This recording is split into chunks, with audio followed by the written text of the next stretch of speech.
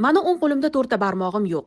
Odamlarning menga g'alati qarashi, menga bo'lgan munosabati meni juda ham ko'p qiynagan deb yozib qoldilar obunachilarimdan biri. Men Samarqanddanman. Ismim Zilola. Allohimning sinovi bilan o'ng qo'limda to'rtta barmog'im yo'q tug'ilganman. Qo'llarim yo'qligiga moslashish qiyin bo'ldi. Tibbiyot kollejini tugatgandan keyin esa oilaviy poliklinikaga ishga kirdim. Lekin u yerda ko'p ishlolmadim. Odamlarning menga g'alati qarashlari, pichirlashlari juda og'ir botdi va men ko'zda yoshlarim bilan ishdan ketishga majbur bo'ldim. Bu og'ir vaziyatda menga ota-onam dalda bo'lishdi.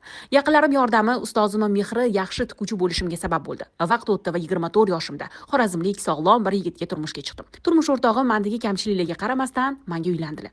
Allohimga ming shukr, men onalik baxtiga muyassar bo'ldim. Farzandimni dunyoga keltirguncha Allohdan iltijo qilib, farzandimni sog'lom, bekami ko'z dunyoga kelishini so'radim. Chunki o'zimdagi holat farzandimda takrorlanishidan juda ham qo'rqdim.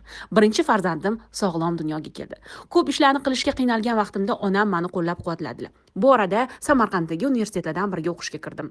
Ikkinchi farzandimga homilador bo'lganimda qon analizlarini ko'rgan shifokorlar bolam Down sindromi bilan tug'ilishi mumkinligini aytishdi.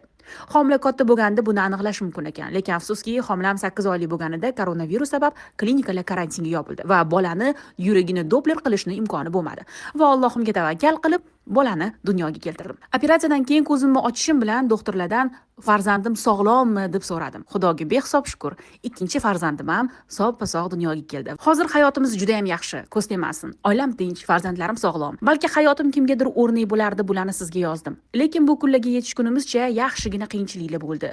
Qo'li yo'q, nogiron degan gaplarni eshitdim, lekin hech qachon nolimadim.